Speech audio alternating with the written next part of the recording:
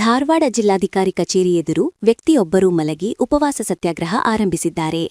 ಕುಂದಗೋಳ ತಾಲೂಕಿನ ರೊಟ್ಟಿಗಾವಾಡ ಗ್ರಾಮದ ವಿಶ್ವನಾಥ್ ಎಂ ಕುಲಕರ್ಣಿ ಅವರು ಭೂ ಪರಿವರ್ತನೆಗಾಗಿ 5 ತಿಂಗಳ ಹಿಂದೆ ಅರ್ಜಿ ಸಲ್ಲಿಸಿದ್ದರೂ ಕ್ರಮ ಕೈಗೊಳ್ಳದ ಹಿನ್ನೆಲೆಯಲ್ಲಿ ಈ ಮೌನ ಪ್ರತಿಭಟನೆಗೆ ಮುಂದಾಗಿದ್ದಾರೆ.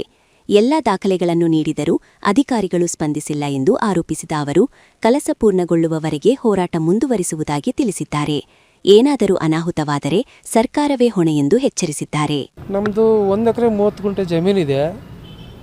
ಅದರಲ್ಲಿ 20 ಗುಂಟೆ ನಾನು ಭೂ ಪರಿವರ್ತನೆಗಾಗಿ ಅರ್ಜಿ ಹಾಕಿದ್ದೆ. 2025 ಸೆಪ್ಟೆಂಬರ್ 26ನೇ ತಾರೀಕಿನಿಂದನೂ ಓಡಾಡ್ತಾ ಇದ್ದೀನಿ ಇಲ್ಲಿಗೆ. ಅಂದರೆ ಸುಮಾರು 5 ರಿಂದ 6 ತಿಂಗಳಾಯಿತು. ಏನೇನೋ ಒಂದು ನೆಪ ಹೇಳ್ತಾರೆ, ವಾಪಸ್ ಕಳಿಸ್ತಾರೆ, ರಿಜೆಕ್ಟ್ ಮಾಡ್ತಾರೆ, ನಮ್ಮನ್ನು ಮೈಂಡ್ ವಾಶ್ ಮಾಡ್ತಾರೆ, ವಾಪಸ್ ಕಳಿಸ್ತಾರೆ. ಆ ದಾಖಲೆ ಬೇಕು ಅಂತಾರೆ, ಆ ದಾಖಲೆ ತಂದು ಕೊಟ್ಟ ಮೇಲೆ ಮತ್ತೊಂದು ಹೇಳ್ತಾರೆ. ಈಗ ಎಲ್ಲ ದಾಖಲೆನೂ 1956ರಿಂದ ಸಂಬಂಧಪಟ್ಟಂಥ ಎಲ್ಲ ದಾಖಲೆನೂ ಕೊಟ್ಟಾಗಿದೆ.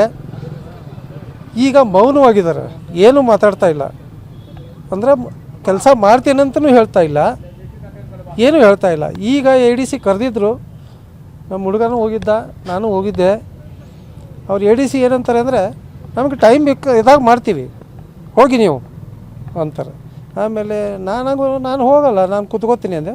ಕುತ್ಕೊಳ್ಳಿ, ನಿಮ್ಗೆ ಯಾರು ಏನು ಬೇರೆ ಏನು ತೊಂದರೆ ಮಾಡಿದ್ದಾರೆ, ಕುತ್ಕೊಳ್ಳಿ ಅಂತ ಹೇಳ್ತಾರೆ.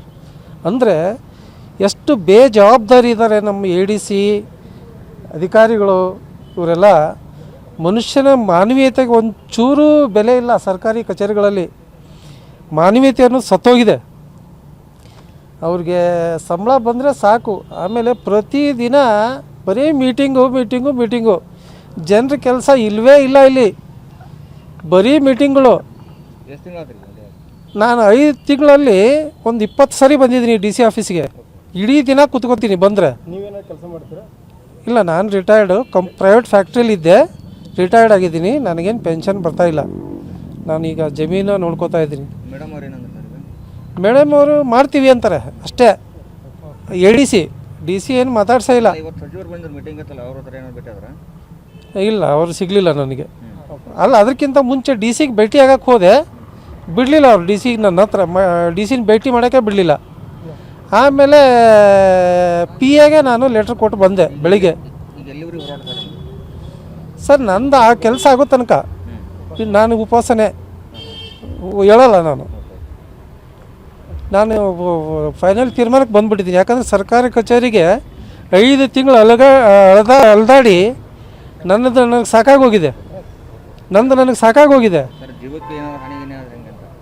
ಆದರೆ ಅದಕ್ಕೆ ಸರ್ಕಾರನೇ ಜವಾಬ್ದಾರಿ. ಯಾಕಂದರೆ ಸರ್ಕಾರದ ಕೆಲಸ ಅದು ಮಾಡಿಕೊಡೋದು. ಇದು ಬೇಡಿಕೆ ಇಟ್ಟಿದ್ದಾರೆ ನಿಮ್ಗೆ? ಬೇಡಿಕೆ ಇಟ್ಟಿದ್ದಾರೆ, ಬೇಗ ಮಾಡಿಕೊಡ್ತೀವಿ ಅಂತೇಳಿ? ಇಲ್ಲ, ಲಂಚಕ್ಕೆ ಅವರು ನನಗೆ ಡೈರೆಕ್ಟಾಗಿ ಯಾವತ್ತೂ ಏನೂ ಲಂಚದ ಬಗ್ಗೆ ಕೇಳಿಲ್ಲ. ಅವರು ಹೆಂಗೆ ಅಂದರೆ ನಮ್ಮಿಂದ ಬರಲಿ ಅನ್ನೋ ಉದ್ದೇಶ ಅವ್ರಿಗೆ, ಬಾಯಿಂದ ಬರಲಿ ಅಂತ. ಇದು ಹೆಂಗಾಗಿದೆ ಇಲ್ಲಿ ನಮ್ಮ ಧಾರವಾಡ ಜಿಲ್ಲೆಯಲ್ಲಿ ಲಂಚದ ವಿಷಯ ಹೇಗಾಗಿದೆ ಅಂದರೆ, ಅವ್ರು ಕೇಳಲ್ಲ, ಜನರಿಂದನೇ ಬಾಯಿ ಬಿಡಿಸೋಕೆ ನೋಡ್ತಾರೆ. ಆ ಸಿಸ್ಟಮ್.